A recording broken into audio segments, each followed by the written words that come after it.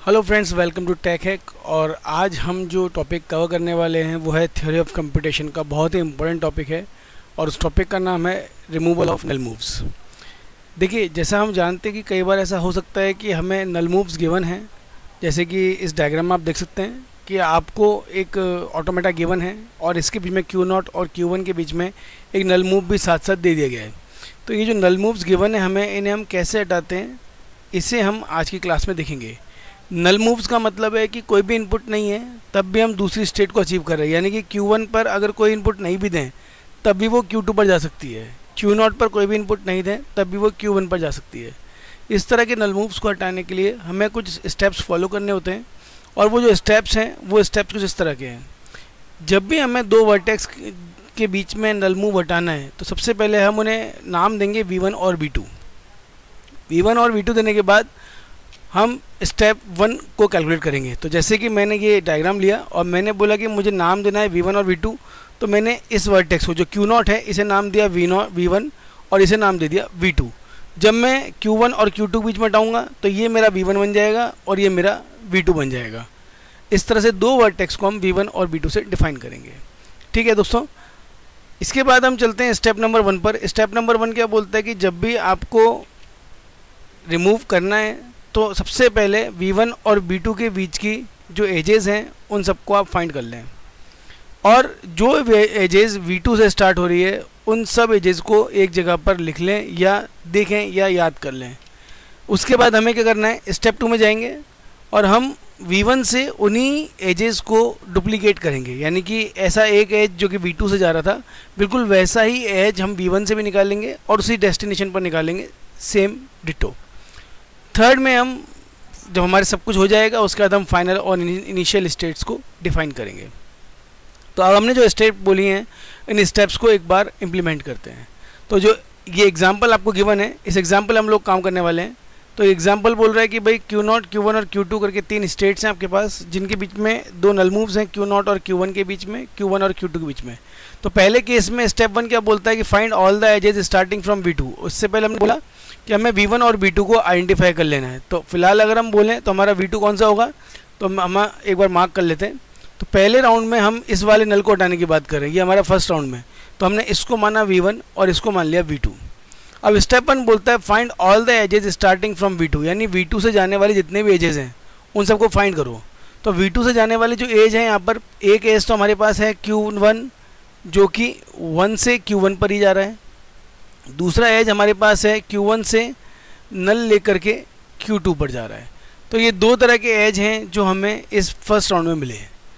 तभी हमने V1 और माना Q0 को और V2 मान लिया Q1 को।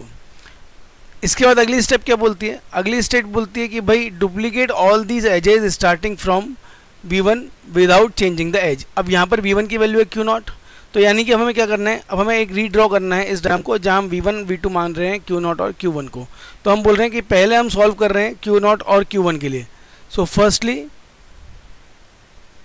Taking Q0 edge V1 and Q1 edge V2, हम पहले इस वाले पार्ट को सॉल्व कर रहे हैं। तो इसको अगर हम सॉल्व करते हैं तो इसने बोला duplicate all these edges starting from V1 without changing the edge. इसका क्या मतलब है कि Q0 से जितनी भी जा रहे हैं एजेस वो सारे Q0 से भी आप डुप्लीकेट करें। तो डायग्राम हमारा जो बनेगा वो डायग्राम कुछ इस तरह का बनेगा। ये हमारा Q0 है जो पहले से बना हुआ है, इस पर 0 का एक एज सेल्फ लूप ले रहा है जैसा हम देख सकते हैं। इसके बाद हमारा Q2, Q1 हमारा 1 का एक सेल्फ एज ले रहा है और ये हमारा Q2, ये हमारा एक 2 का सेल्फ एज ले रहा है। इनके बीच में नल था। अब हमें क्या बोला कि भाई जो आपके Q1 से जो भी आउटपुट्स थे उन सबको आप Q0 से भी ड्राइव करें। तो Q1 से 1 पर Q1 जा रहा था तो ये हमें Q0 से ड्राइव करना है। तो हमने क्या किया, इसको यहाँ पर Q1 पर 1 जा रहा था Q1 से, तो हमने Q0 से डुप्लीकेट कर दिया। तो हमारा ये वाला है, ये हमारा फर्स्ट ट्रांजिशन है जो हमने इसको हिट किया। अगला है Q1 से Q2 पर नल जा रहा था, यानी कि सेम डुप्लीकेट करना है हमें Q0 से, यानी कि अब एक नल Q0 से Q2 पर भी जाएगा, कुछ इस तरह से। ये बन गया हमारा। इसके बाद हमने बोला स्टेप 3 बोलता है स्टेप 3 बोलता है कि V1 एज इनिशियल स्टेट, अगर V2 हमारा इनिशियल है तो, और V2 हमारा फाइनल है तो V1 को भी फाइनल बना दो। हमारे Q0 और Q1 में हमारा Q0 इनिशियल स्टेट था, इसका मतलब अगर हमारा Q1 इनिशियल स्टेट था, Q0 इनिशियल स्टेट था, तो हम Q1 को भी एक इनिशियल स्टेट में कन्वर्ट करेंगे, तो ये हमारा इनिशियल स्टेट भी बन गया। ठीक है, तो इस तरह से हमने देखा कि हमने Q0 और Q1 के बीच का नल हटा दिया। अब हमें क्या करना है, स्टेप 3 इंप्लीमेंट कर दिया हमने, स्टेप 3 भी इंप्लीमेंट हो गया। स्टेप 3 में हमने क्या बोला, स्टेप 3 में हमने बोला कि अगर हमारा V1 इनिशियल स्टेट था तो V2 को इनिशियल स्टेट बना दो, अगर V2 हमारा फाइनल स्टेट था तो हमारे V1 को फाइनल स्टेट बना दो। तो स्टेप 3 में गए हम, सेम डायग्राम को हम कॉपी कर लेते हैं वहाँ इंप्लीमेंट करने के लिए। तो स्टेप 3 इसका यहाँ इंप्लीमेंट किया हमने, स्टेप 3 में गए, अब इस डायग्राम को हमने यहाँ से उठाया, यानी हमें रीड्रॉ करना है, तो मैं रीड्रॉ करने के लिए सिर्फ कॉपी कर रहा हूँ, आप कॉपी में इसको रीड्रॉ करेंगे तो ये मेरा बन के आ गया। अब ये जो स्टेट है, ये स्टेप बोलता है हमारा कि हमें स्टेप में क्या करना है कि हमें अगर V1 इनिशियल था तो V2 को भी इनिशियल बना देना है। तो इस हिसाब से मेरा जो Q1 था ये भी एक इनिशियल स्टेट में काउंट हो जाएगा। तो अभी हमने Q0 और Q1 के बीच का नल हटा दिया है, अब अगला नल है Q1 और Q2 के बीच का। तब हमें क्या करना है, अब वापस से step 1 step 2 follow, step 3 follow करेंगे।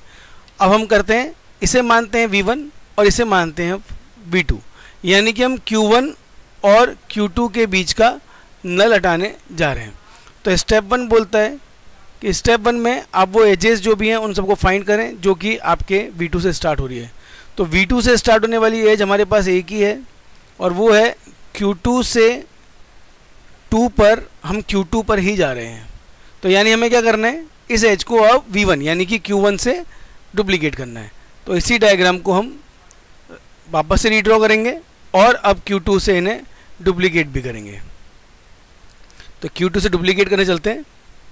तो हमने बोला अब हमारा जो Q2 था, ये Q2 से जो 2 जा रहा था इसे आप डुप्लीकेट करेंगे। तो डुप्लीकेट करने के लिए हम क्या करेंगे, Q1 से अपना एक एरो निकालेंगे हम Q2 के लिए। तो जो Q1 से Q2 का जो एज था, अब वो एज क्या बन जाएगा, वो एज बन जाएगा मेरा 2।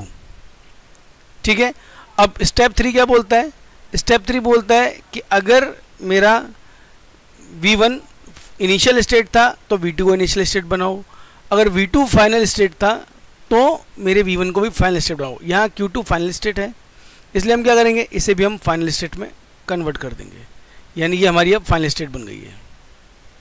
ठीक है, अब अगला है हमारे पास Q0 और Q3 के बीच में नल, Q0 और Q2 के बीच में नल, यानी अब हम इसकी बात करने वाले हैं। तो वापस स्टेप 1 से फॉलो करेंगे। स्टेप 1 क्या कहता है, अब हम हटा रहे हैं Q0 और Q2 के बीच का नल। इससे हम अगर बात करें तो Q2 से 2 पर एक एज जा रहा है, हमें डुप्लीकेट कर देना है Q0 से। तो हम क्या करेंगे, हम डायग्राम को रीड्रॉ करते हैं अब Q0 और Q2 के बीच के लिए।